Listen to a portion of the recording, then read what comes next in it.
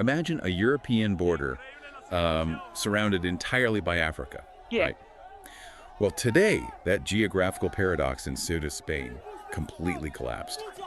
We're doing a custom-tailored deep dive for you into this rapidly developing situation. We're pulling from July 30th, 2026 reports shared by Colin Rugg and citing ground coverage from the AP and Fox News. So, okay, let's unpack this. We really need to figure out how a local structural failure instantly becomes global political ammunition. Yeah, to really grasp the political shockwaves here, you have to picture the physical reality of Ceuta. I mean, it's a Spanish autonomous city situated squarely on the north coast of Africa. Right, it actually shares a land border with Morocco. Exactly. That is the key mechanism here. It's a European Union choke point that's accessible entirely by foot. Which changes everything. I mean, if you don't know it's literally connected to Africa, hearing that thousands of military-aged men just stormed a Spanish border sounds, well, geographically impossible. How did the infrastructure actually fail? Well, the physical fencing and security checkpoints there are designed for controlled, sequential processing. They heavily rely on diplomatic agreements with Morocco to manage the crowds before they even reach the fence. Before they even get close, yeah. Right. So when those external crowd controls fail and thousands of individuals rush the choke point simultaneously, the physical infrastructure is simply overrun by sheer mass. It's literally like a dam breaking. The flow is so fast and just so overwhelming that officials can't even measure the volume of the water anymore. That is a perfect analogy. And when that dam breaks, local law enforcement is instantly paralyzed.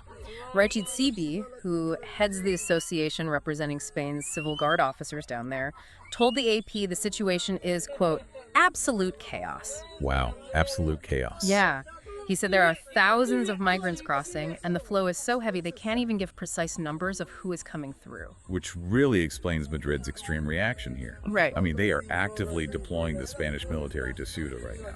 Right. While local authorities are begging the capital to formally declare a national emergency, they're stating flat out that the border has totally collapsed. But wait, this is a Spanish emergency.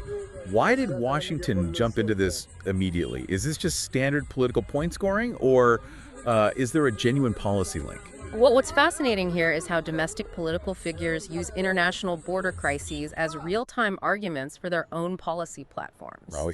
Yeah, the Trump White House isn't looking at Ceuta as just a localized Spanish security issue. They are aggressively criticizing Europe's current border approach, framing it as the inevitable result of a specific ideology. All right, because Anna Kelly, the White House principal deputy press secretary, went on Fox News and explicitly linked this collapse to what she called far-left globalist policies. Exactly. She claimed President Trump has been warning Europe about the consequences of enabling mass migration for a long time. She actually took it a step further. She labeled Europe's governing philosophy on migration as outright destructive. Destructive. That is a really intense word to use. Very. She argued that Spain and similar nations must immediately reverse course or risk their own demise. Hold on. So what does this all mean?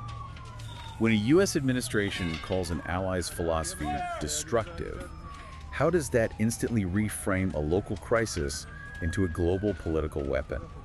Well, you have European nations that have historically attempted to balance national security with complex humanitarian-driven migration policies.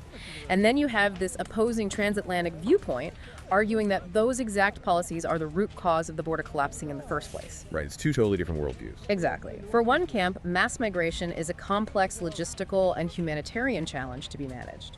For the other, as Kelly's rhetoric shows, it's viewed as an existential threat to national sovereignty. It really acts as a Rorschach test for global border policy. So let's bring this all together for you. A sudden, chaotic border collapse in Ceuta has necessitated urgent military deployment while simultaneously becoming a flashpoint for international debate on mass migration policies. Right. It highlights that in our highly connected era, a localized failure of a physical barrier instantly stresses the diplomatic and ideological ties between allied nations. Leaving you with this to chew on.